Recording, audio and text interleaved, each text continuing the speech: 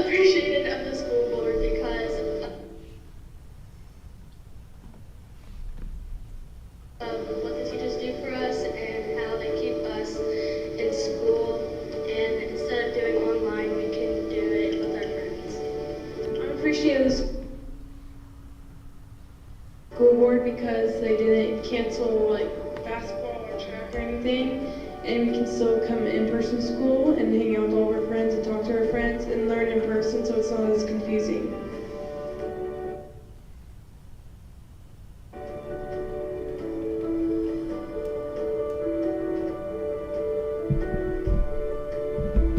I'd like to thank you guys for giving us a second chance here at Horizon. Thank you for letting us be able to have this program. Without this, I probably wouldn't be able to graduate this year like I'm on track to right now.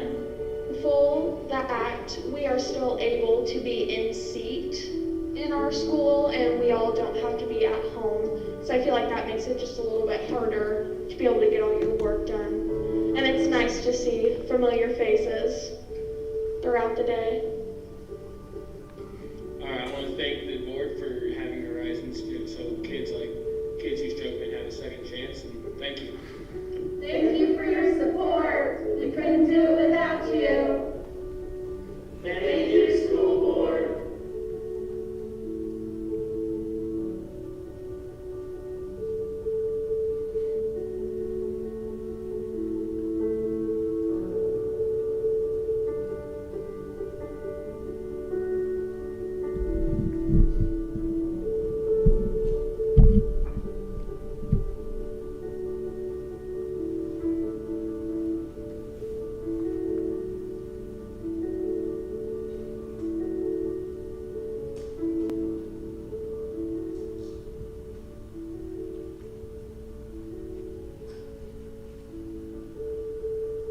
Governor Parson of the state of Missouri proclaims February 14th through February 20th, 2021 to be School Board Recognition Week in Missouri and urges all Missourians to recognize school boards as they strive with their communities to improve our public schools through quality leadership.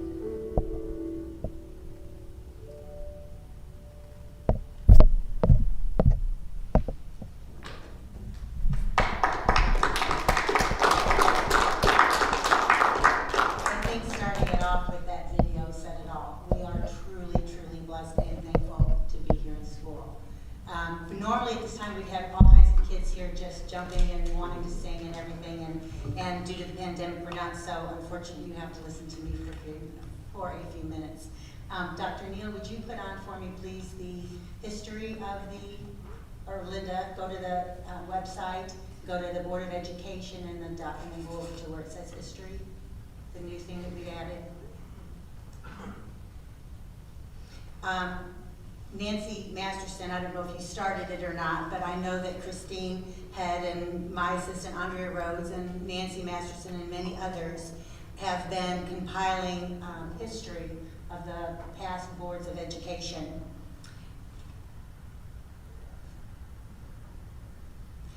And it was quite interesting to me that when Andrea went over to the library and brought back the microfiche, that we were reading about some of the past boards. And I did take a little bit of information from some past reportings. If you want to go out, you can go slowly. I'll read, and by the time you get there, you'll get to the year that I'm talking about. So go ahead and scroll at any time as I'm starting to read. Looking back at the history of our district, past board members, and school board elections, did you know that in 1940, the Reveille newspaper headline was "Large Vote Cast in School Election"? The Camdenton Consolidated School Election was held. 2 men were running for re-election and 2 men were seeking seats, while those incumbents lost. The Reveille newspaper commented by stating, both men were undoubtedly well qualified to fill the positions in which they were elected to. However, in all due respect to the men who have so faithfully served the Camdenton School District during their term of office, it is fair to give them their share of credit for the splendid school system that we have in operation here in Camdenton. The paper continued with, the board members, the superintendent and faculty have all worked hard and worked hard together to make this school that every citizen has justly been proud of for the past few years. We are confident that such cooperation in the future will bring like results. Then again, in 1941, the headline once again stated, "Large vote cast in school election." In this article, the writer wrote, "All candidates worked hard, and each man was supported by a group of loyal friends who equally worked hard for the men that they were backing." Note that I said men. Regardless of who had been elected, the reveille stated, the major question was not who is or will be the school directors, not who will or will not be our superintendent, not who is or who will not be our faculty members, but what kind of school are we developing for our young people to attend? Let us remember the school is for the teaching and training of our boys and girls, and most certainly this is one of the major responsibilities of every citizen of the community. On a side note, of course, the school is the heart of a community. The 1941 race was pretty heated. The newspaper commented, it's certainly hoped by the majority of the members of the district that now that the election is over and the two members have been chosen, everyone will forget their differences of opinion and go to work to help in every way to make the Camdenton schools a better institution of learning. Maybe that was the beginning of our Laker Pride. The last year I'm going to reflect on is 1942. It appeared voting was light and a little interest shown in the outcome of the election. The reveille again stated, apparently the people felt that all three men were well qualified and that whoever was elected to the school board, they would have good men in charge of the affairs of the district. The article continued to state, the Camden school system is recognized as one of the best in the state for the cities of the size of Camdenton, and it is hoped that everyone will cooperate with the Board of Education, and in doing so, our school will continue to grow and develop. Well, back in the 40s, it was World War II time. Now it's 2021. We're in a pandemic, but we're in school. Thank you to the Board of Education. It appears the bar was set high a very long time ago.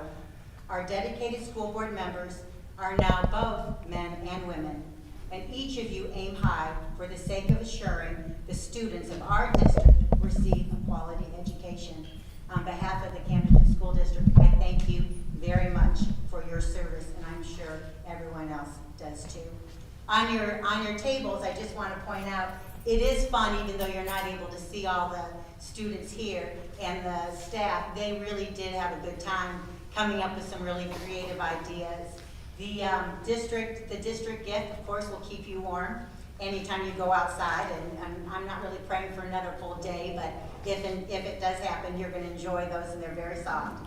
The students are going to be able to have a little bit of money to go to Walmart on, so that'll be fun. If it's going to rain this week, make sure you get your large umbrella for the Classified Employees Association. Hawthorne did a great job with their books, and there's a note from Mr. Shockley on there too about the book that they do, their hot chocolate and their mug. Herkendeck, you might want to pass these around a little bit. I sprinkled the cards, so each of you have some cards that the students wrote from Herkendeck. Oak Ridge Intermediate did your bags of Starburst candy. They were in my car and frozen for a week or so, so hopefully they're still good. The high school did some great jackets that we put on the back of your chair. Our volunteer services did the cooler bag and the snacks inside. The middle school did the t-shirts. They're in a smaller bag, but if you read it, it's really has a great saying. Dogwood Elementary has larger with your thumbprint on your pictures. CSTN always does an outstanding job with the video. LCTC made me panic. I had it, but they did the mask, hand sanitizer, lotion, keychain, and stickers in the gold bag.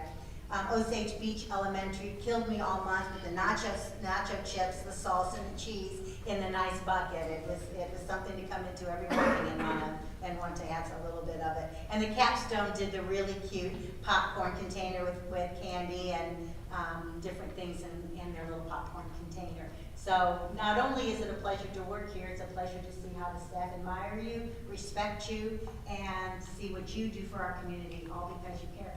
So on behalf of all of us, thank you, enjoy your gifts, enjoy your time as we enjoy everything that we see you do for us.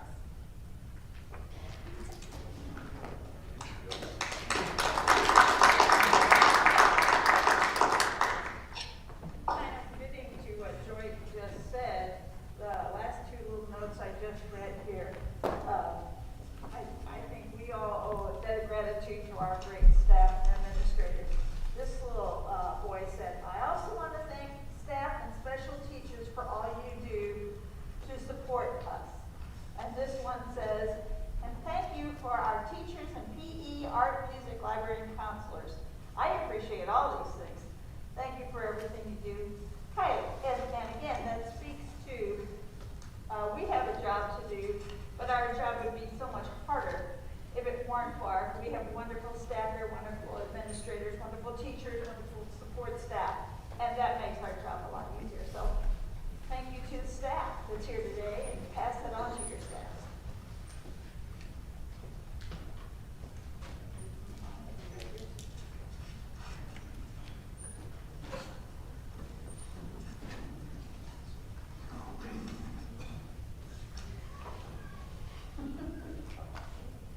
We've got about 10 minutes. We can start the meeting. And Joy mentioned this, I think it was even last winter. I was looking around on our district website and I saw that under one of the tabs it said history of the school board, and they gave an excellent very beginning of our school board, and then it just kind of stopped. So I thought it was appropriate to, and we've been working on Joy's, staff went and got all the pictures of past boards of education. But I wanted to, and I shared with some of you, and I'm not sure it's complete yet, but I call it a legacy of leadership in our buildings. And I've been trying to list all the past principals, building administrators in a building. So we're working on that to put that on the website too, because I think some of our alumni will enjoy going back and saying, oh yeah, Mr. Eldridge was the principal when I was in that building. And so that's been fun. And it was just to kind of fill that spot on our website with more information. So that's kind of how that whole project that Joy staff did that added the pictures of the school board. So I'll also have to tell you, we put it out on Facebook too, if we're wanting some of the pictures, and we did have community members from the past send us some of those older pictures that you'll see. So it was neat just then for them to have that connection too, saying, yes, either I was on the board or I knew someone, and they gathered some of those pictures and they sent them to us from yearbooks and stuff. So it really was a community effort. Once they do, the community does value our board, as I noted, and the Board of Education. So it was neat to see how they came together to help restore that history and put it in place. So that's very nice.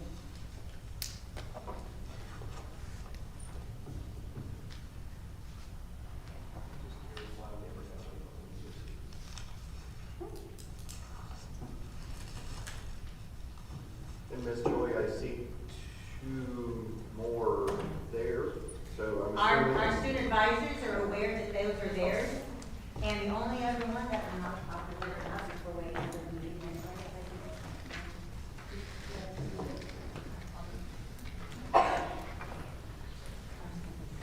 Just the turn garage looking dog.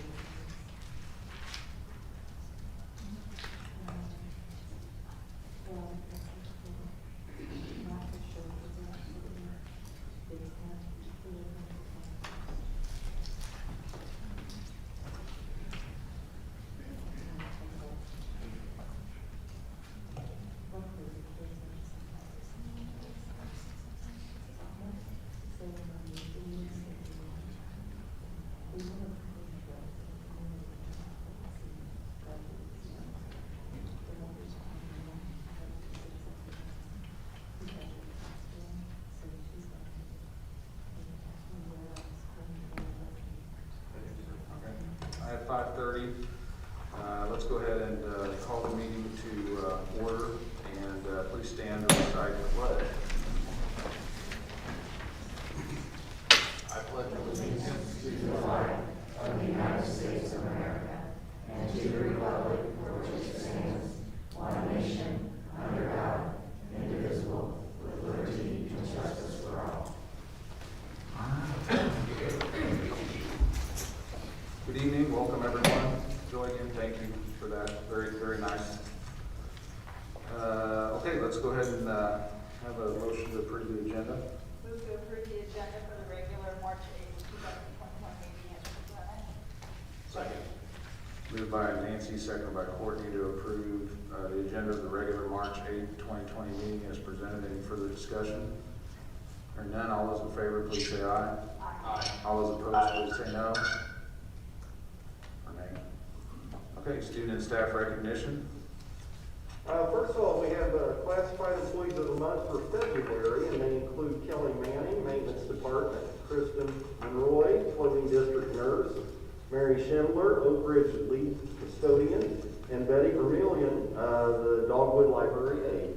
And we also have the March one, but I wasn't able to get it on for you tonight, so we'll have probably March and April for you next time.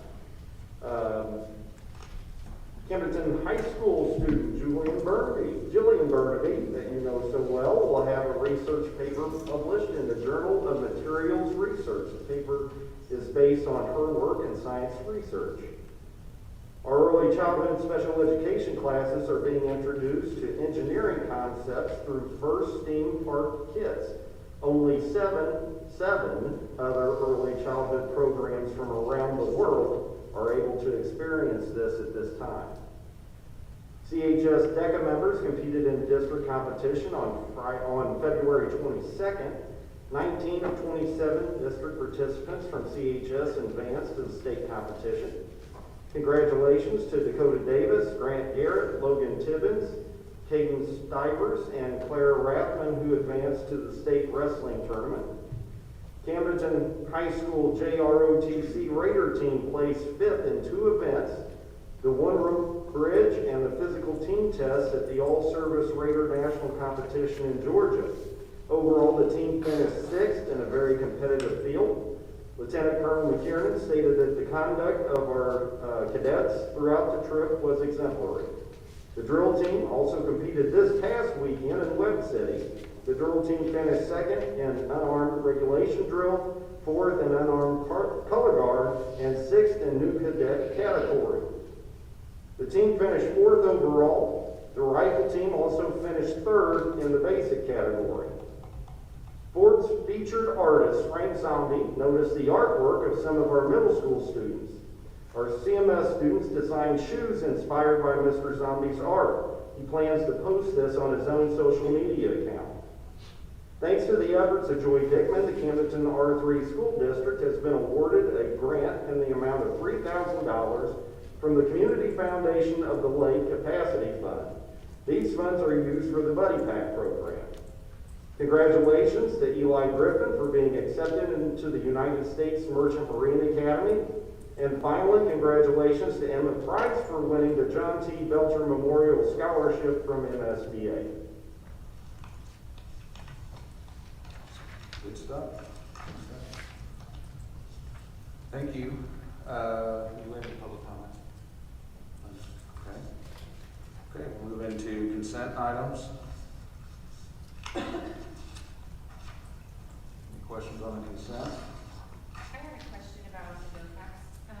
How many kids do we serve that? It varies from year to year. Right now, off the top of my head, we have about 15, 16 students, yeah. That's off the top of my head, so it's somewhere around there. I had a wonderful conversation with Dr. McNair with the students in the CBI program. Very excited about her vision and her team and their ideas about providing extra support for our students with disabilities. So I'm very excited about that. Thank you. Any other discussion, question? Move to approve moved by Eric, seconded by Laura to approve consent items as presented. Any further discussion? Hearing none, all those in favor, please say aye. Aye. All those opposed, please say nay. Motion carries. The approval of bills.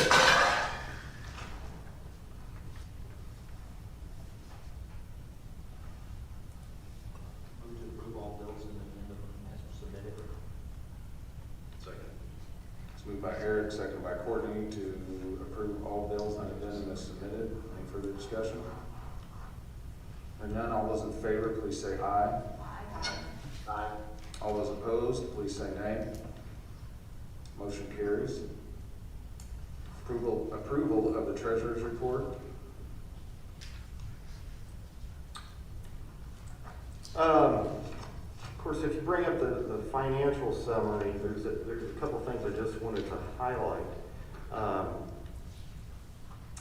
One of them is you see that our receipts are, $24 million more than they were last year, for this month. And that was because we got that late payment, remember, from the county on our local receipts. So we're not really looking apples to oranges there. And really the same way, if you look at the next bullet item under that, where it has our total expenditures, we're up about $3.9 million as compared to last year.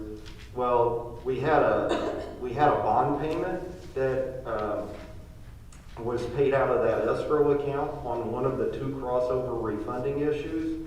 So that issue, one of the two issues is gone, so it's no longer double booked, and that's over $4 million. That's going to end up not being double booked. So that's why that number was there. Money was sitting in escrow.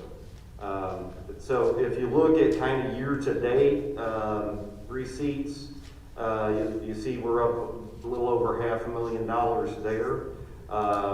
Total expenditures, while those are up $2.8 million, you have over $4 million of that being from that crossover refunding paid out of escrow.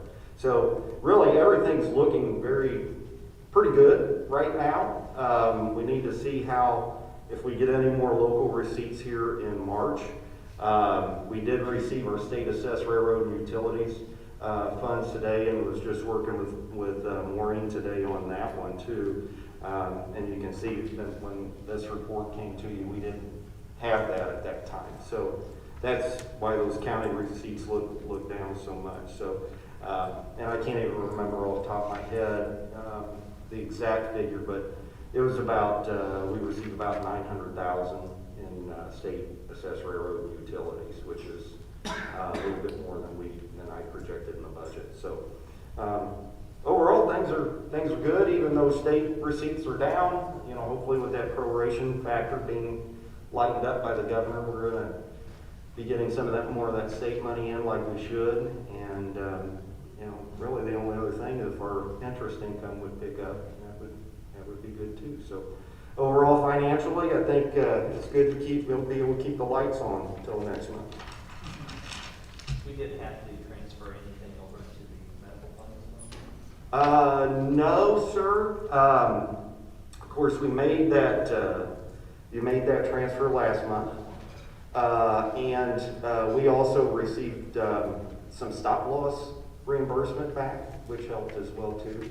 So, yeah, no transfers recommended to you at this time. And we still have one of those two bonds that's going to be refunded. That's still out, right?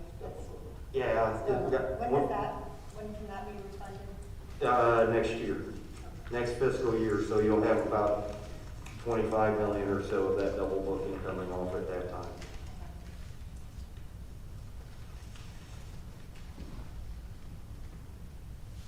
Any other questions on treasurer's report? To approve the February 2021 treasurer's report is submitted. Second. Moved by Nancy, second by Eric to approve the February 2021 treasurer's report is submitted. Further questions, discussion? Hearing none, all those in favor, please say aye. Aye. All those opposed, please say nay. Motion carries.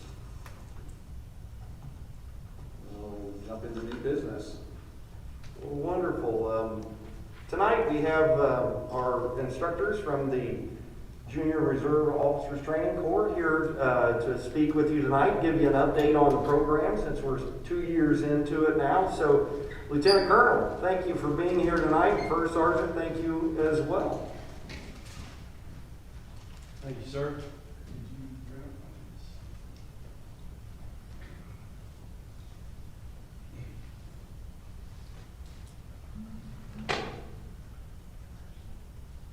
I appreciate the opportunity to speak with you this evening. I'll try and keep it brief. A lot has been going on.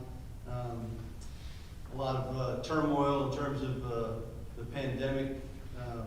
Got started last year, had a great start, and then to be cut off right before the military ball was discouraging. I know the senior class that joined us for just that one semester worked really hard, the staff, on putting together that military ball, and we're excited to execute it. And it was a shame that we had to cancel. It was the right decision. We're grateful that we're in school. This is a hands-on program. Although we did have a number of students that were distance learning last semester, it definitely is not ideal for junior ROTC in terms of the way that we apply leadership. It's very difficult to do online.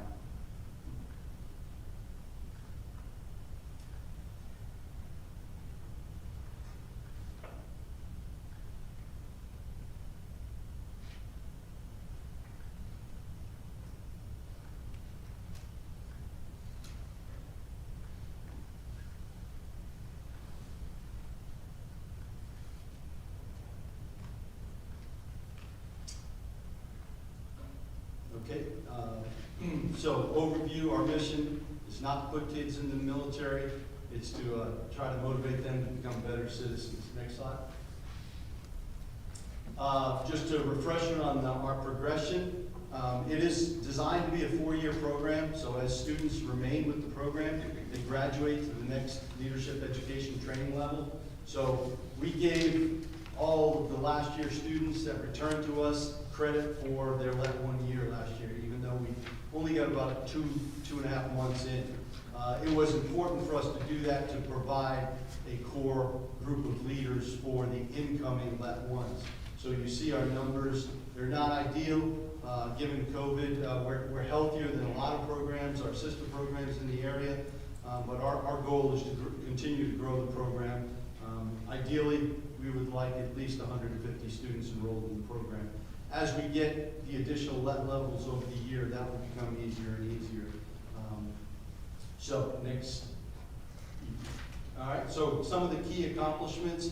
As you know, this year with the pandemic, you know, we couldn't do, I've never been involved in a veterans celebration like Camden does in all my years service in the military.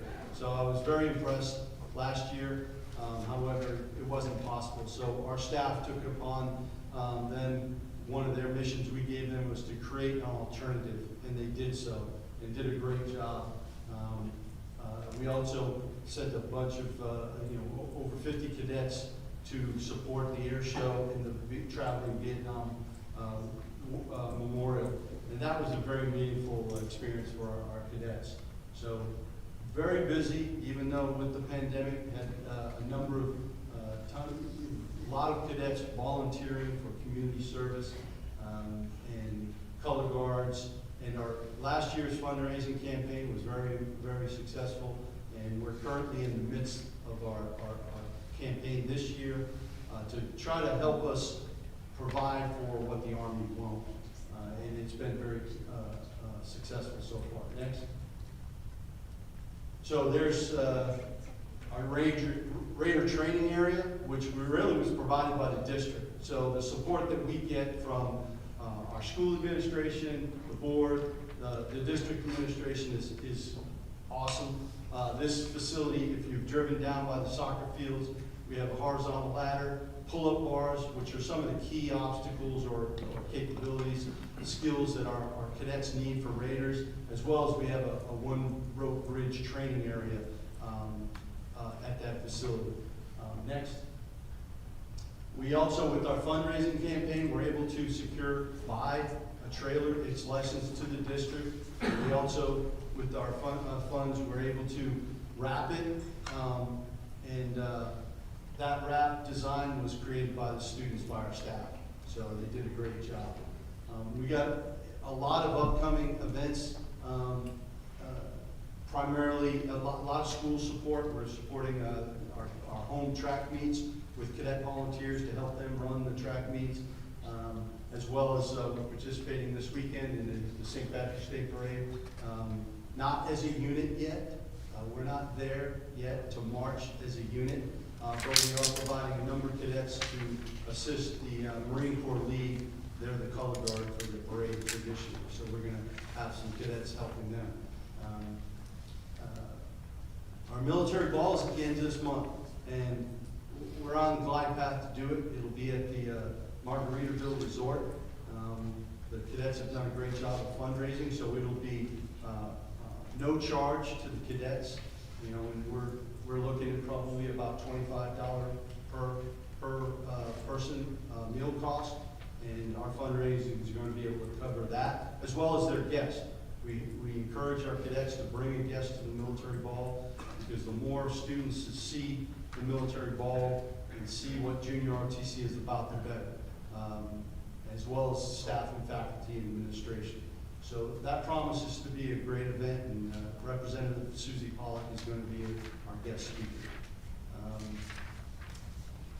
JCLC, our end of year, we'll have an award ceremony. That's always traditionally our last formal event of the year. We'll do it at the auditorium there at the high school. And that's where we recognize students, cadets with national awards from organizations like AUSA, other veterans organizations, and recognize them,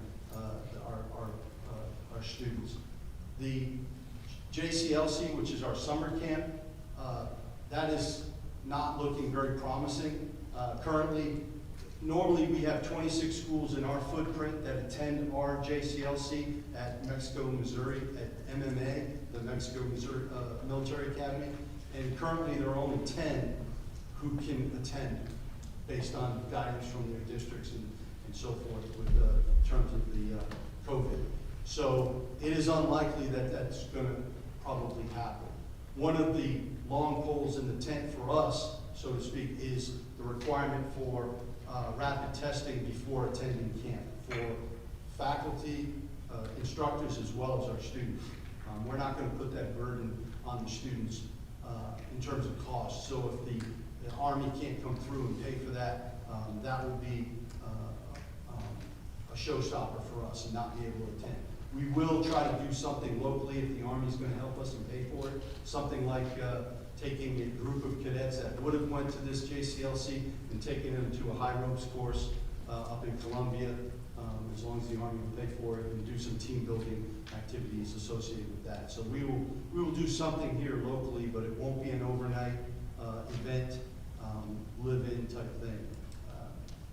So that's unfortunate, because that's a huge retention tool for us, as well as the cadets spread the word about their experience at camp, and it definitely grows the program. So that's unfortunate that we won't be able to do it.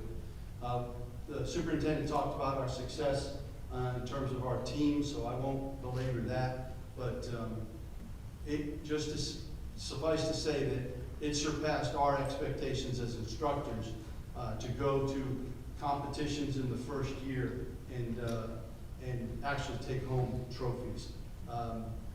We did not experience that in our previous organization, so that speaks well for the commitment of our cadets and the support of the staff and faculty here in Camden. Next. We have identified some needs based on our performance or our experience at Raider Nationals. You know, the ammo cans and crates, you know, we think we can accomplish that on our own. You know, water cans. We need some equipment that provides carrying a 5-gallon water can. You can, you know, even though it's 40 pounds, it's different than other types of. So it's important that we gain some of this equipment to train better and prepare better. The obstacles, some of the obstacles we face, we want to secure these obstacles. The 8-foot wall and the suspended tire. You know, it sounds easy, but until you actually do it, there's no substitute for actually training on very similar type apparatus. As well as Ms. Hines, Beth Hines, our dean, came with us as our female chaperone because we took 2 female cadets to nationals with us. And, you know, she was, if you ever get a chance to talk to her about Raider Nationals, her experience, I highly encourage you to. It opened her eyes to what we do. We've never done a one-rope bridge across a river. We did it at Raider Nationals. We're talking a river, you know, in February. And they did a great job. At least 2 people are getting wet. And they all got wet on the way back because they got to come back. So we're going to look for an area that at least we can train before we go to nationals where we're actually doing a one-rope bridge over the water. I think that's an important thing that we need to do. You see the last slide, those are the seniors or cadets, because one of them, at least 2 of them are split entry options. They're actually juniors that are going to go to basic this summer, graduate, go to AIT, and then go on to college. But those are our students that have made a commitment, already been to MEPS, and we actually, oh no, Macintosh is up there. So we sent one to MEPS today, or the Army did, to join the Army. So again, appreciate the time to be able to update you. First Sergeant and I are grateful to be here and the support that the community, the district, at all levels provides us. We haven't experienced before. And it makes a huge difference in terms of what we're able to do with our cadets. They never cease to amaze us, and they always work hard and make us proud. And I know they've made you proud over this past year. So we look forward to seeing some of you at the Mill Ball, if you can make it. It promises to be a great event. So if you have any questions, I'd be happy to answer any questions. I don't have any questions, but I thank you so much for your service to our country and to our students. Regarding the leadership course, I was wondering, I know that we had access to tests. Is that something maybe the district could help them out with? So that wouldn't be an expense to them and they would be able to attend that? It's possible. Certainly. I was just looking for an option for them so they wouldn't have to the bill. And I know you said that would be pump the brakes to that. For sure. I mean, we're very sensitive. You know, Raider Nationals, it cost the student nothing. The Army paid for the transportation, the Army paid for the hotel, and the cadet fundraising paid for all their meals. In the future, the Army will pay for their meals as well. So we work really hard to try to keep it zero cost to the student, other than their effort in fundraising and things like that. But the drill meet this weekend, no cost to the cadet. So that's really important to us. So that's, for us, the testing part is an issue. Part of us wants to make the Army do what they should do. In the end, I think the number of instructors to run a JCLC is going to be a problem as well. So we should get a decision probably by the end of this month whether or not it's even going to be. There's only, in our brigade, there's normally upwards to 5 to 7 different JCLCs, and currently there are only, I believe, 2 or 3 that are potentially going to happen. So, Lieutenant Colonel, is Yes, there a sir. specific test that they're wanting prior to? They want a rapid test. And we need to check with Nurse Franken on this, but we have, the state has supplied rapid tests to us, and we've had the test allowable for our staff members, but we didn't utilize them with students because of some erroneous and inaccurate information when we had vaccinations with some of our students at the middle school. So we really didn't want that to happen again, which was really maybe kind of a detriment. But we could, since it was brought up, we could certainly look into that and check with Nurse Franken. Okay. to see if we might be able to knock that obstacle down for you. Okay, so that'd be great. I mean, we want to go for sure. It's a seminal event for us in terms of the growth of the program. So anything you can do, I think, you know, we can push that. You know, the policy is 72 hours prior to getting on the bus. You know, that makes no sense to me. You know, I want to test the day we get on the bus and make sure if it's a rapid test and we can get an answer, and that way we know, because if I test someone 72 hours, there's no telling where they're going to go or expose themselves to. And having positive or positive cases at JCLC in a confined environment with roommates would be a nightmare for the Army, getting the students back, things like that. So if we can have that capability, if we need it, but I would like the Army to step forward, do their part. But if we have a alternate course of action, I think that would be great. Yeah, I know the ones that were supplied to us were for symptomatic individuals, but if that's a barrier to you, I think we can knock that one down. How many tests are you talking? We have 15 slots for females and 12 for males. We will not be able to fill the female, so we will definitely take 12 males. So I would say somewhere between 15 and 20, 21.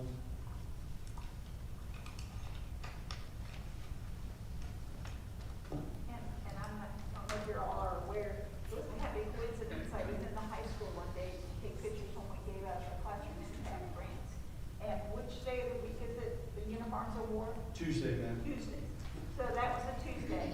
And to see our cadets walking in the halls in their uniform, and then later that morning, Sergeant and Lieutenant Colonel did for uniform inspection.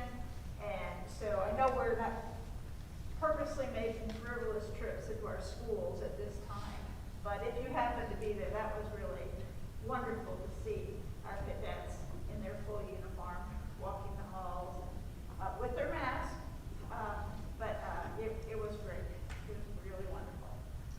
I appreciate it on your needs list where it looks like you just set out to empower groups of within a unit to try to figure out how to meet that need.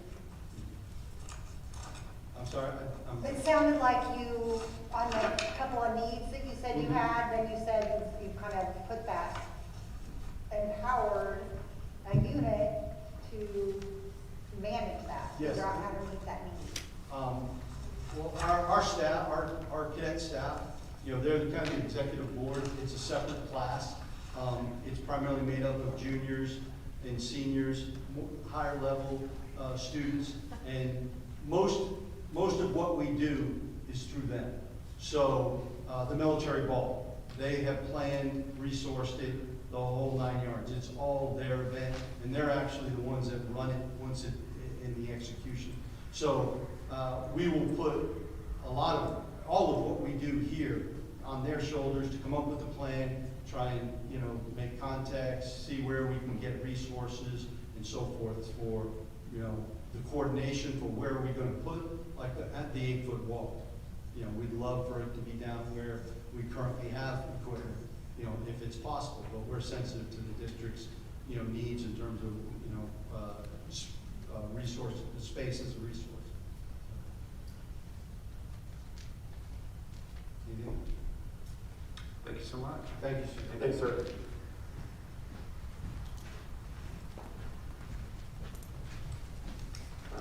The first report we have this evening for you is the Technology and STEM Education Report, and Mr. Starkey's here for the board this evening.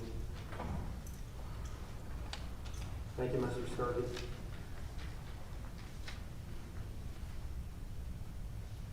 Good evening. This is going to be a super quick update with technology and STEM for this year. First, the STEM updates. We're planning to have a STEM summer camp for the first time this summer.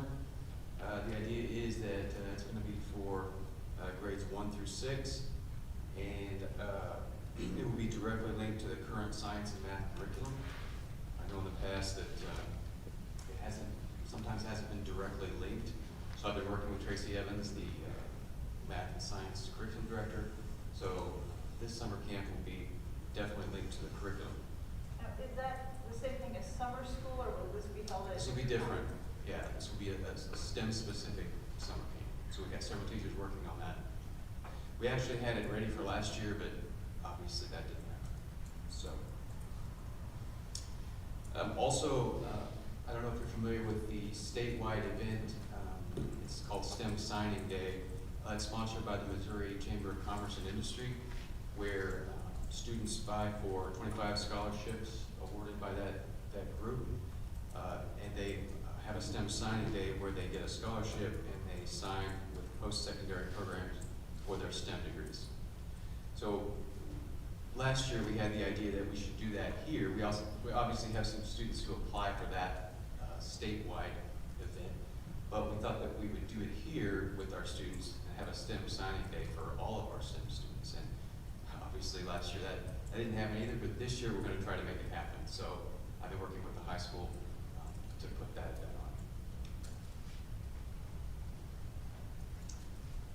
So technology updates. As of February 1st, the technology department has taken over full support of the district VoIP phone system.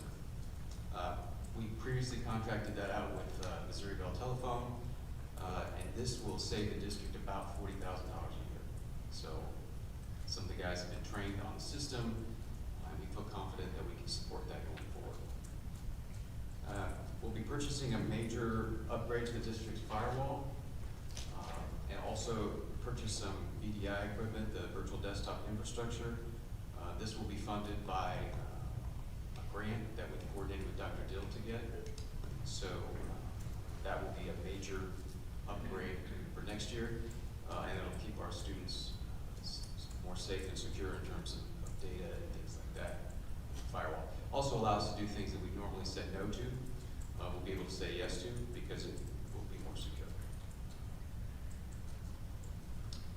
We're currently working with superintendents and other district stakeholders to create a comprehensive cybersecurity plan. This has been in the works for a while. We finally put pen to paper, and this is a big project. It's a collaborative effort. We've got lots of people on the committee to do it. There's teachers, administrators, superintendents, and obviously the technology department.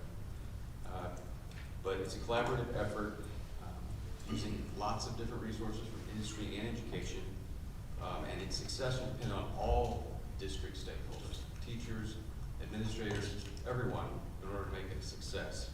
And we're planning on getting that ready for approval by June or July.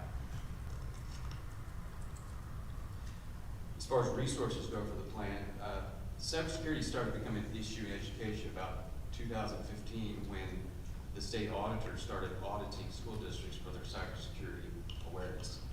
I know Orchard Farm, Boonville, some of the other school districts were the first ones to be audited, and they found a number of issues. So districts have started to look at those issues and create plans and create ways to address those. So we looked at those reports. That's one of the major things that we looked at. And then we also looked at the National Institute of Standards and Technology Cybersecurity Framework. That's a big resource that we looked at. U.S. Department of Energy Cybersecurity Strategy, FCC Cybersecurity Planning Guide, and of course, Department of Elementary and Secondary Education.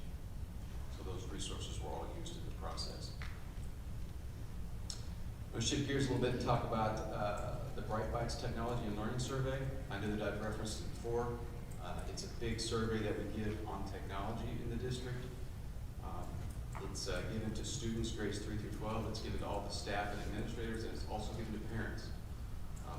We set goals every year and usually meet most of the goals with about 85% overall participation and over 95% participation from staff. And we have longitudinal data of 4 years for the district. So that survey data is comprehensive, and it's 4 years worth of data, and it's arguably some of the best data that we have in the district in terms of how we can use it.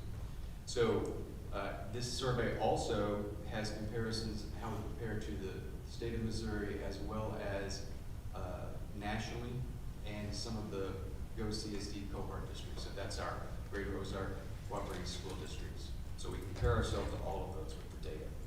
So I just want to take a quick look at that and see how we compare and see how we have see what we've done in the last 4 years. So the survey is comprehensive in that it looks at the classroom, looks at a lot of different aspects of classroom technology. It looks at internet access for home and school for students, skills, what kind of technology skills do our staff and students have, what do they need? But the one I want to look at tonight looks at specifically what do teachers and administrators think of the support from the technology department. And this again is 4 years worth of data.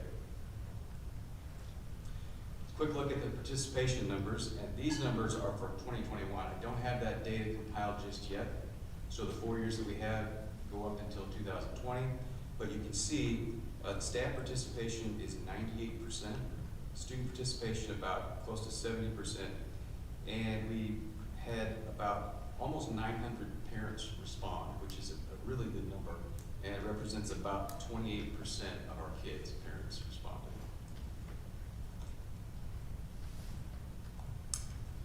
So here's some of the questions we're asked. Teachers answered excellent, above average, below average, or poor to the following. Teachers report that the quality, speed, or speed of support for problems disrupting instruction is. Teachers report that the quality and speed of support for answers to routine questions is. And teachers report that the quality, speed of support for instructional technology planning is. So in terms of looking at the responses for that, first of all, first, quality of support for problems disrupting instruction. See there that if you look at the percentage of teachers that responded excellent has steadily grown from 2017 to 2020. Started out at roughly 5%, and we're at 16%. Number of teachers responded to above average has gone up from 20% up to 30%. The next one, teachers' quality of support for problems disrupting instruction. And that's the same, again, the same question, but you can see the poor responses have declined significantly. And then it's important to look at how that corresponds to not only the state, but national numbers, and you can see that those graphs are pretty much on top of each other, so that means that we're pretty much in line with the state and the national numbers. The next question was the quality of support for answers to routine questions involving technology. See that the excellent responses have gone up significantly, above average. The next one, this has to do with the speed of support for problems disrupting instruction. You can see there that if you look at the response of same day, in other words, technology responds to problems disrupting instructions the same day. You can see that that's gone up fairly significantly in the last 4 years. And if you look at the graph on the right, that compares our response to the state and the national numbers, and you can see that we are significantly better with regard to that particular question. So overall, the conclusion is that the support offered from our technology department has improved significantly in the last 4 years. It's comparable to the same measures, both at the state and national levels. In many cases, the department exceeds these comparisons, as in the same-day response to technology issues. So that's it. That's the kind of a summary of the current status of technology and STEM in the district. I'd be happy to answer any questions that you have. Well, every once in a while I hear about grants for technology or internet or whatever, and I try to send those to Tim. But today, just today, I was up at NSBA, and I'm working on a little internal task force, I guess, for the homework gap. But I also talked about, we also discussed students who don't engage, so we're going to do that. But our executive director said she's just heard of, and she's going to put us in touch with, so I don't have exact information. But the Land of Lakes Corporation, the butter folks, they have supposedly some grants available for the central United States for infrastructure. So we'll be getting information on that probably in the next 2 weeks. And maybe that's a grant that we can tie into to get more money in this area for infrastructure needs in the community, so. Yeah, if you'd send me that, I'd be happy to look at it. Yeah, I don't have any idea how much, but, you know, I was making that comment that, especially since it's for the central United States, you know, we don't have to worry about like the bigger states like Montana, who must have terrific costs to try to, you know, get internet to every physical address in a state that size. Maybe, you know, maybe they'll like our projects, or like a project in this area, so. Yeah, definitely be You know, interested. we just have to keep our ears open, but you know, we got to talking about that, you know, and so the initial problem is actually having the infrastructure in that.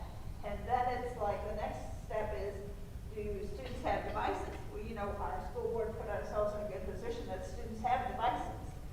And then the next step is there's a cost if you're going to pay for internet to come to your home or on your phone or wherever. And then the final one is you've tackled all those steps. You've got infrastructure, you've got devices, you can pay for it. But if the family's not engaged, if they want to say if mom leaves the room and the student turns off the device, you know, I don't know how we're going to deal with that problem, but we're going to talk about it and come back with some kind of a report. And we've got an IT person talking to us and that, but that non-engaging student, that's going to be a tough one. Because it's all about, you know, if the family doesn't push for that, you know, how can we? But at least we've got the one-on-one, and we're really made great strides, you know, in the last few years. So thank you, Doug, and all of your staff. Certainly. And I was gonna say on the graph, you can see definite improvement in every area.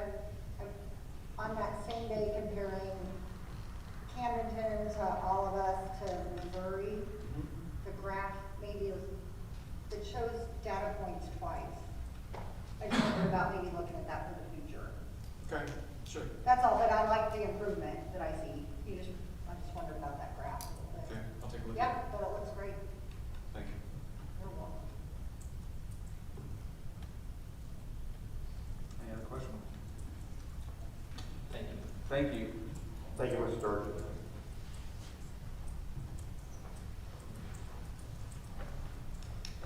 Okay. Next item is to have a review of the preliminary budget. And we went over this in depth with the finance subcommittee of the board. And so tonight, I probably won't give that same presentation because I probably talked way too much about that. And I think I can give the rest of the board the you know, the kind of the 20,000 foot view of this, and then either myself or the members of that committee could answer any questions that you might have. But I think what we'll start, if we're going to look at the 20,000 foot view, let's look at the budget message there. If you be able to click on that, and we can go through that. But what you'll see in here, again, this is a very preliminary budget. We're making a lot of guesses at this point in time. School budgets are always interesting, I think, because if we were doing a preliminary in March, we do a final, and you know, by state law, you got to have your final done before July 1, and we don't even get our biggest funding source really finalized until the middle of July. So everything's a guess until you get to that point, and you just want to make sure we guess right, you know. So we're trying to be somewhat conservative, but at the same time, and you kind of say this at the end of the message, is really the budget is the numerical representation of what your district values and what it spends its dollars on. So as we look at this, if you look there in the second paragraph, I tried to give you an idea kind of what we're guessing is going to be somewhat around what our revenues might be for next year. And you can see that's a little over $55 million. And this is, I budgeted a a 2% increase in assessed valuation. We'll go through that here a little bit later. That $55 million in revenue would, on the expenditure side, that balances, your operating funds are balanced. So your incidental fund, interest fund, and capital projects fund, you're bringing in as much revenue as what might be going out. Actually, just a little bit more right now in the preliminary. On the expenditure side, we got that $57 million, and again, that's because we've got a bond issue that's going to be paid there. Now, these numbers are going to change on the expense side because, again, you've got that crossover refunding going away. But I wanted to kind of show you the true dollars here. These are harder numbers than that crossover refunding. Because that gets a little confusing, and then people make assumptions to that, and so wanted to make sure you had really raw numbers here. So that $57 million it projects that you have a 1% raise to the base, and you allow staff to move down the salary schedule and along the salary schedule of their certified staff members. And then for our classified staff members, of course, and we've talked about this, and you've actually taken action on it, that the minimum wage requirements will go up again next year, another 85 cents. So this factors in an 85-cent an hour raise for our classified staff members who are hourly. So that keeps you in competition with those businesses that have to abide by the minimum wage law where schools are exempted. But again, we're competing against it. At the bottom of page 1, I gave you this is a kind of a historical look to this year's, as I say this year, this current fiscal year's preliminary budget receipts. So you see they're very flat. They're very flat, trying to be conservative at this time. If you scroll down to the next page, there you got the look again compared to the preliminary budget this year. And again, it's up, but it's up because of a bond payment, not because of operating funds. So I also have placed in here a number of larger projects, and you're going to get more information about those at next month's board meeting, because I've got a lot of HVAC system upgrades that are planned using ESSER funds, those COVID relief funds. So I did not put the expense in to this preliminary budget, nor did I put in the revenue, again, because that's going to be money out, money back in. It's going to be neutral there. So I wanted you to see the hard numbers without that kind of stuff. But we'll have them for the final, of course. This also, we said our levy would remain at $2.97 per $100 of assessed valuation. Of course, the board can choose to raise that another 9 cents if you wish. And we're keeping the debt service levy at 31 cents to go pay off those bonds. You also, I put in here that our fund balance again went up from last year to this year.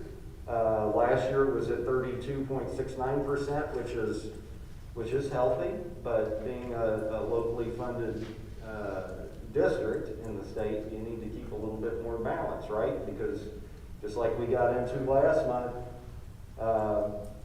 or actually 2 months ago, when those local dollars didn't come in, those local receipts, you're paying people because you have a healthy balance. So, and that healthy balance increased last year, so a little over 33%.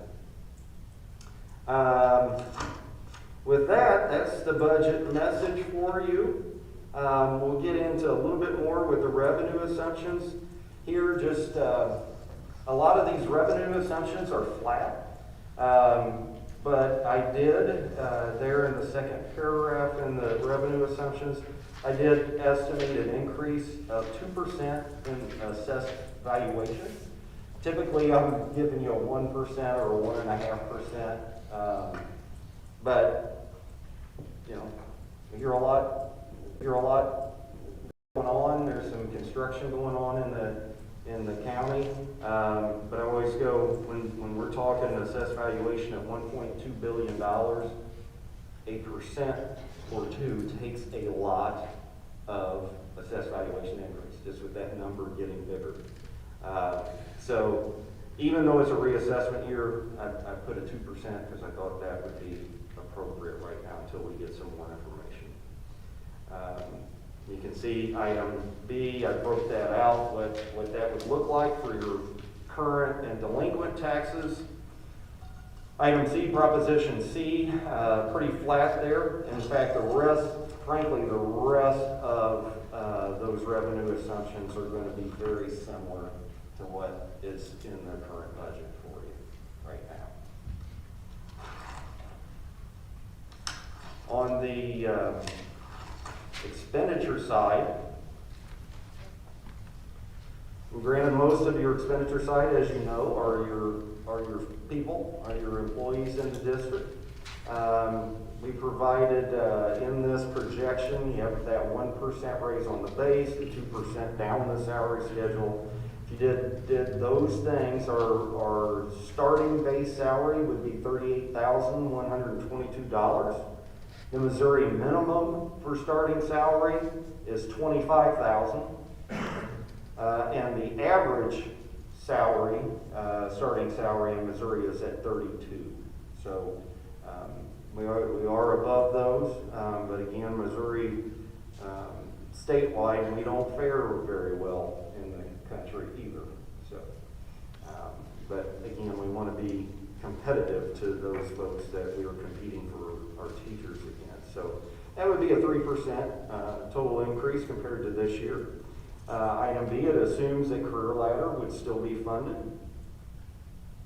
It does provide for an increase for extra duty compensation. We would continue the sick leave reimbursement. It would pay for the 14.5% match to retirement. The one thing I did change, which is under item F, is that the board's paying insurance on employees and putting money into that medical fund that Mr. Walters asked about a little bit earlier. Those premiums paid by the board would go up $25 a month. So you'd be $525 that the board would be paying per employee per month for health insurance. The other calculations you see are based under those assumptions under the certified staff. Under the classified staff, you see a listing of the positions in the district in the budget at this point in time. And again, item B, you see insurance being paid for by the district for their employees at $525 per employee per month.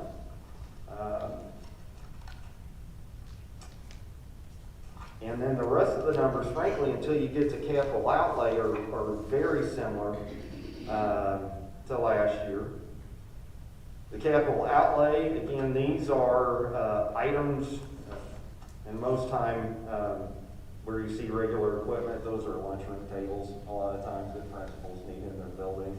A lot of the other capital outlay we've really kind of taken care of pretty well over the years, so you don't see those large numbers like we did 10 years ago or so.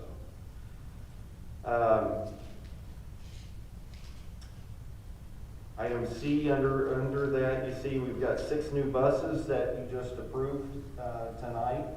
And I had in the budget $580,000, and at a little over $90,000 a bus, that's already come in a little bit under, so good job there. Instructional supplies, again, these figures are, Dr. Dill works with our building leaders on those. And those line items that you see for those are not all inclusive. I tried to give you kind of really the big numbers. So you might see just like that middle column where we total up and it's $591,000, but then where I got in the line item right below it that in software it's a total $605,000, and you're like, Tim, have you lost your mind or do you have a typo or what's going on there? again, I tried to just give you the big line items there for various programs. And then I mentioned to you, you know, those debt service payments, and when I drew this up, it was before that series 2013 at 4.7 crossover refunding. That one's already gone by off. So,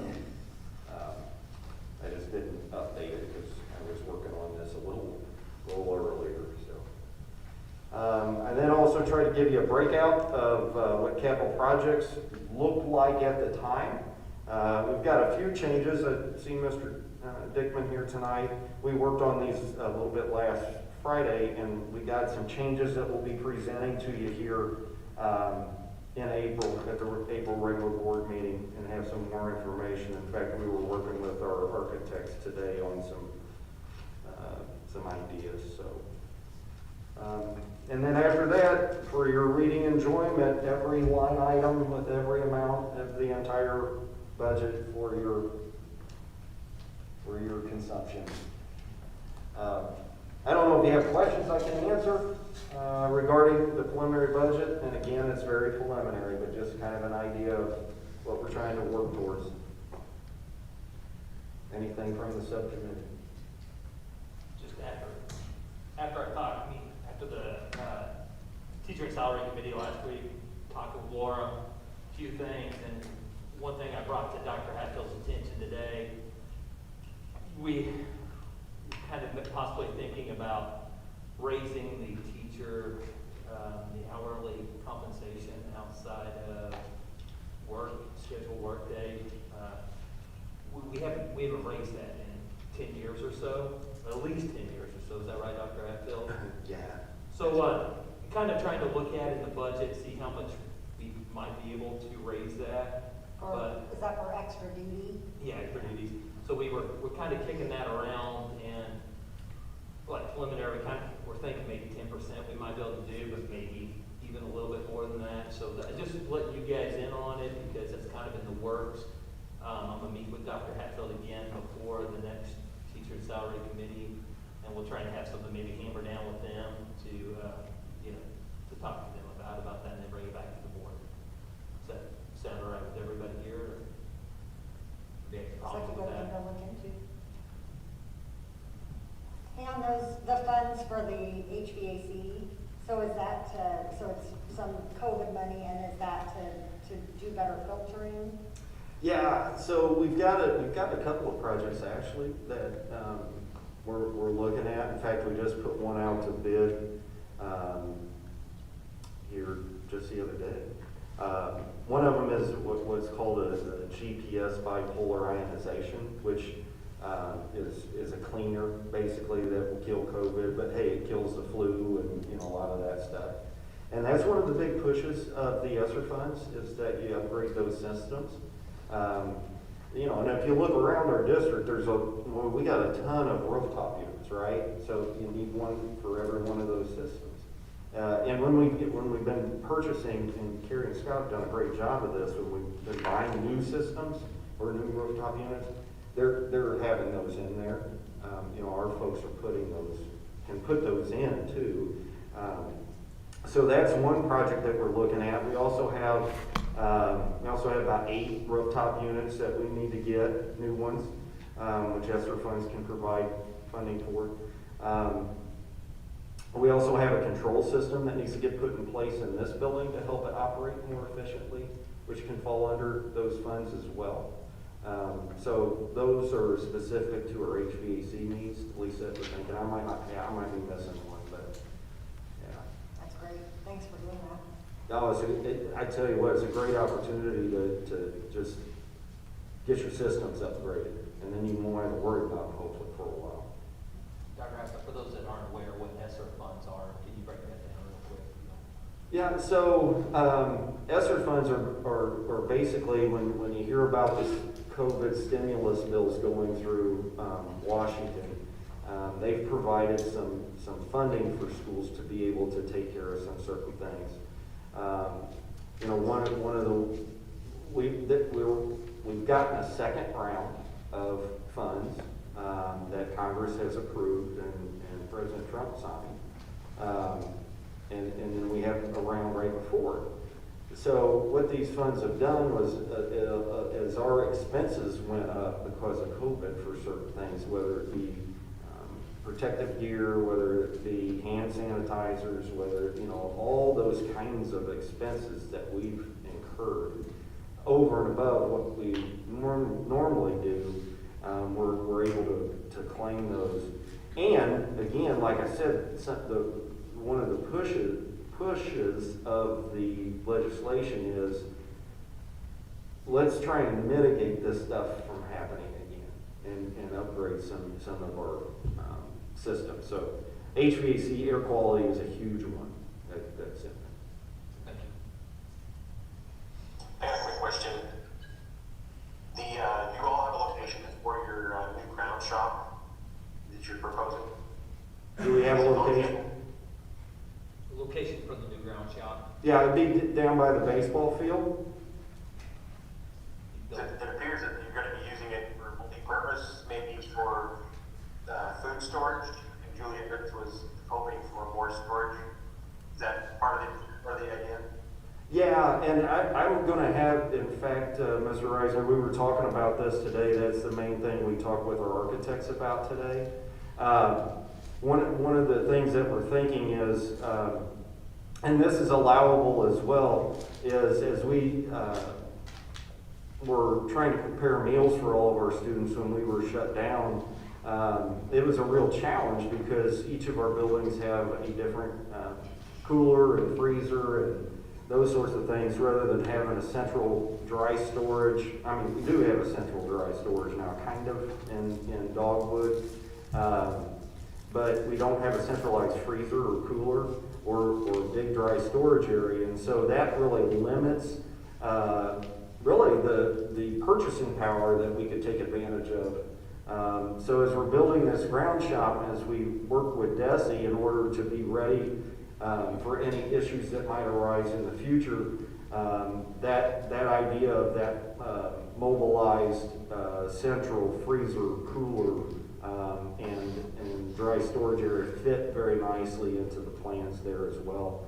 And so we're still trying to kick around a few ideas because that ground shop may or may not be the best place for it. We may have another idea, but we just kind of need to work with the design team on that a little bit. But yeah, that's one of the projects that we've got for you.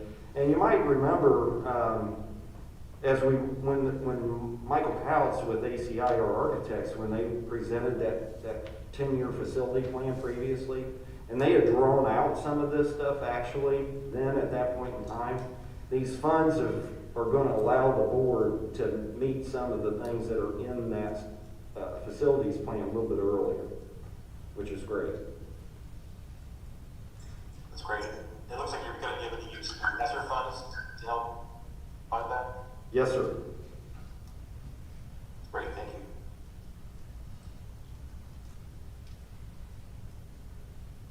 And on that project, and again, this is just pie in the sky, but I always remind Tim that if we can ever do anything with energy efficiency, solar power, for instance, panels on a roof of a new building like that, as much to save our district a little money on utility bills, but to me more so to be the example to our students and families that, we need to be aware of our environment, and if there's things like solar panels that can help, our country and the environment, we should think about that, not necessarily have to do it, but at least keep that in mind as something we ought to be thinking about for the future.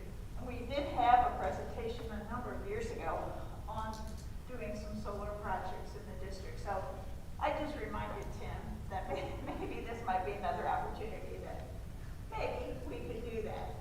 And again, I think that's just an important community thing to be a leader by example if we can do that. If we can do it. Not that we have to, but if we can. Well, I'd just like to thank the Finance Committee. Hopefully it was a little easier. And would like to thank you guys for serving on that and putting your input. It looks like a great budget. I mean, contrary to what you hear on social media, that we're in financial ruin. You know, we have one of the lowest levies in the state, and with a reserve at 33%, that's, and what we've come through and what we're going through in the pandemic, that's pretty good. You know, having a stable assessed evaluation, hardly an increase over the years, it's been minimal. Tim, you've done a good job doing this, and so anyway, thank you. You've got a lot of good folks working on you. Any other questions on that for Tim?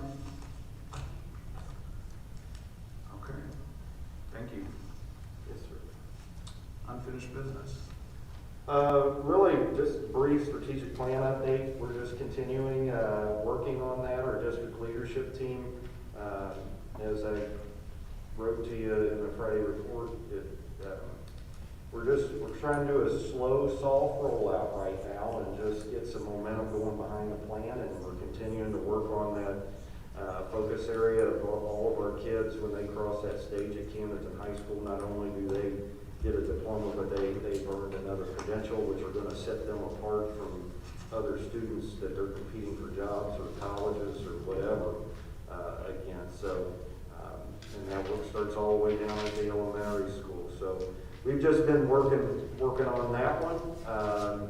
We'll get ready to try and tackle that next area, but our district leadership team is working on it, and I know heard a real success story the other day as they started to walk that down to the buildings. There is some good momentum. We'll tell it to you maybe at another time. It might be a good retreat story for you, but yeah, just a really great story that makes you think of how cool our staff really is. It's a lot of good folks.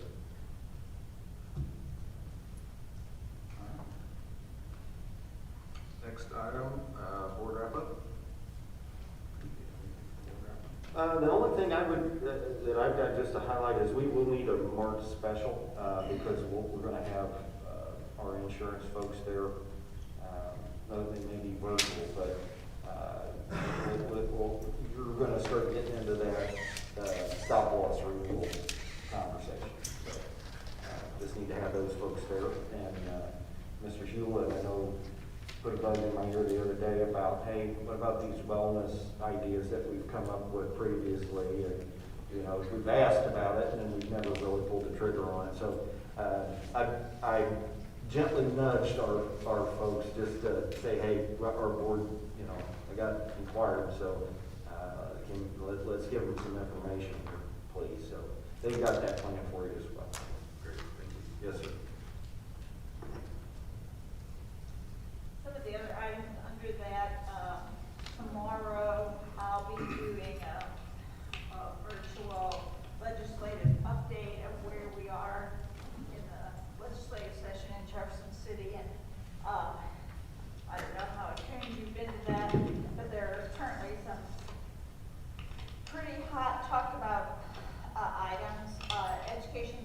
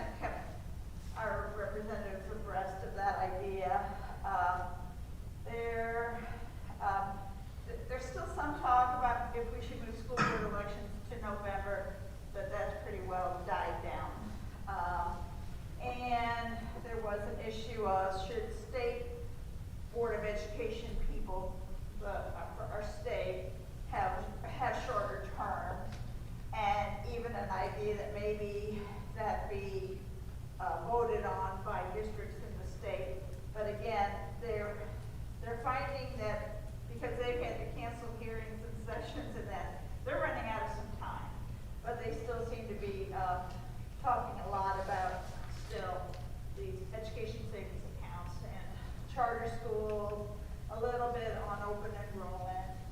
So those issues are still out there, but MSBA is keeping us informed of how quickly those things move and ask us to activate. And then you see there too, there is a legislative forum scheduled in April, and they're hoping to have it live. What Melissa said today, our executive director, is it will probably end up being the biggest room they have to put us all socially distanced at without any breakout sessions. Because then putting people into smaller rooms that are heavily packed is not a good idea. So they're hoping to still have a live legislative forum in April. And Linda, mine's paid for, so you don't have to register me. I'm already paid for through MSBA. So, but if the rest of you want to go, and we'll try to, when we know for sure it's going to happen, maybe schedule some time with Representative Pollack and Representative Thomas and Senator Brown, if that works into the schedule. So, and then I had put it in actually last month, that Future Builders, and so, wow, what a deal! We have another Belcher Scholarship winner. So, those are funds that are that fundraiser, and this time it's because we again can't meet together and have an auction of items to raise funds. They did that fund run. So that's what that part of Future Builders and fund run is all about. And for the Region 8 meeting in April 20th, I'll get the time to you, Linda, that maybe you can pass on to all of us and find out when we need to register. Is that the Region 8 meeting? And what's the date again, Lauren? April 20th in Waynesville, and the topic will be MSIP 6.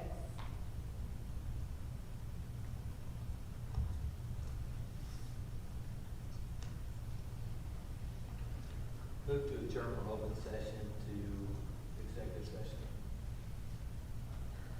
Second. Moved by Eric, seconded by Laura to move into executive session. Roll call vote count. Aye. Aye. And I didn't know if we were sharing Aye. the sorry. All right, we'll be back in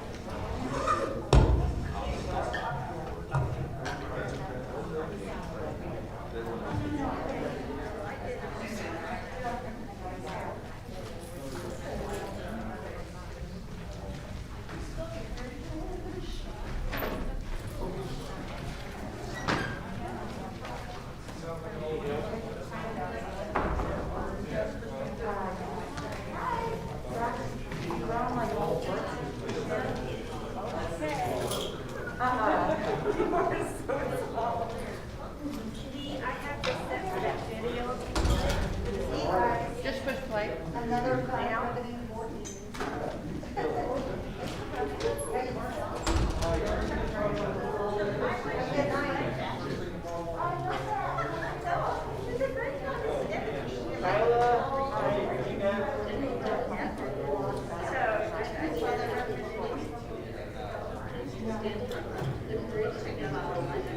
Didn't want to just spring that on you there. Me and Dr. Heckley got talking about it for a couple of weeks now about possibly bumping that 2050 Henry collection for Harry, and I had concerns about it. We've been talking about it, and I think we're going to find the money to be able to do it. So right now, 10% will be found today, but we're going to look through. Hopefully, I'd like to see the 25,000. I think that's a good number. You know what I mean? So hopefully that's good with you guys.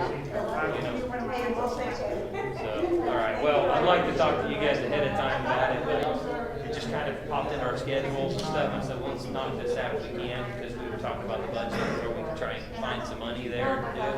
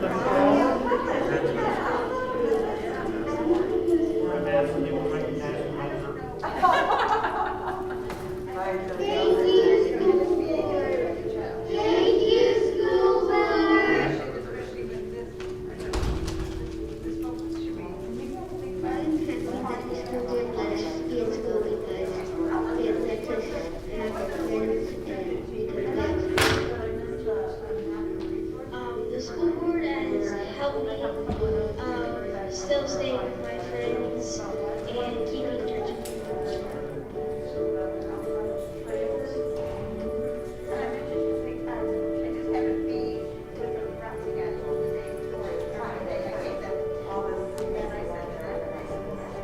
Hello, I'm Open Hoodle, and I'm currently intermediate. And I am thankful for our school board because it's not only keep us first, in person at school, and we have to wear masks. It's much better than nothing.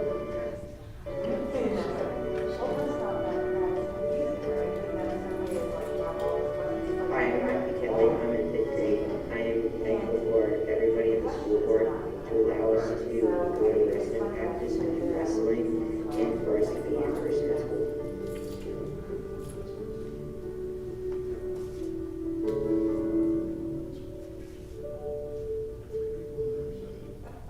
I'm thankful for the school board that they let us use school. I'm thankful for the school board because they gave us money for computers. I'm thankful for the school board this year because they let me wrestle and do football. I'm thankful for the school board because they let us have sports this year. Thank you for helping us stay in the classroom and most importantly, helping us stay in sports.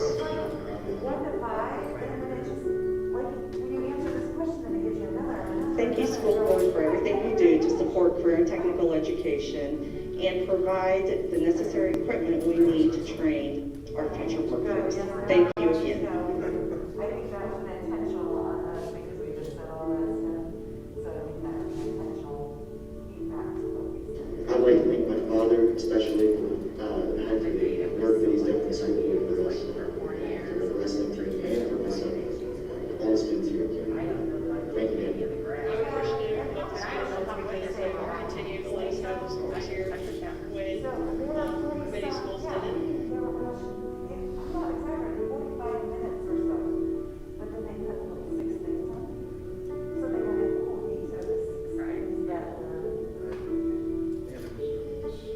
I'm appreciative of the school board because I don't know what the teachers do for us and how they keep us in school. And instead of doing online, we can do it with our friends. I appreciate the school board because they didn't cancel like basketball or track or anything, and we can still come in person to school and hang out with all our friends and talk to our friends and learn in person, so it's not as confusing.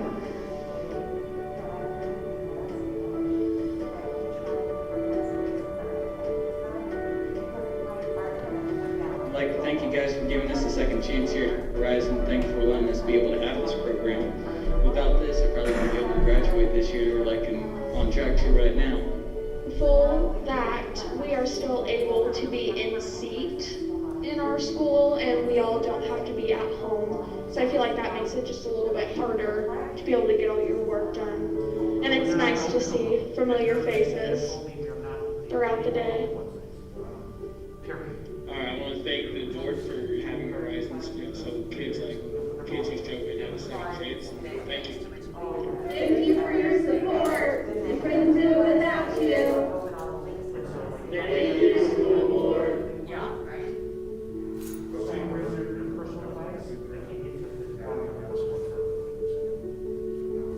And so it's black on your devices and our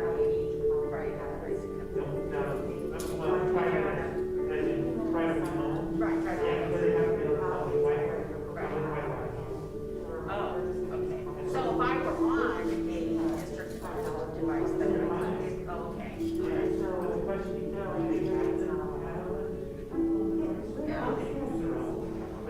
a test drive, yeah. says, yes, right. And so. And that's because they're probably from Livingston and the Spike area. So I don't know. Yay, you guys! Got it, finally. That was the deal. Thank you. Yes, enjoy, guys. We will. Yeah, all right. Good to see you guys. Nice to meet you. Nice to meet you too. I think.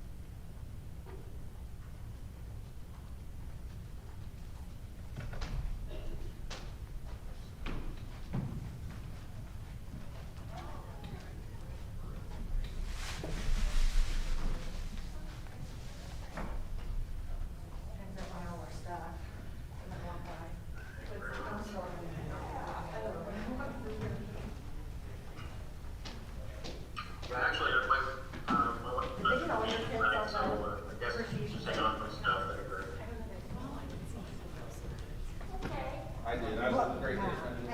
Oh, But I should notice two of yours. I didn't even know this. I did.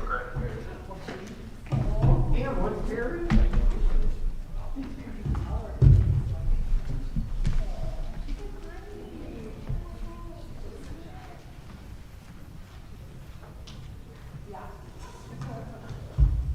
Well, tell us what's up.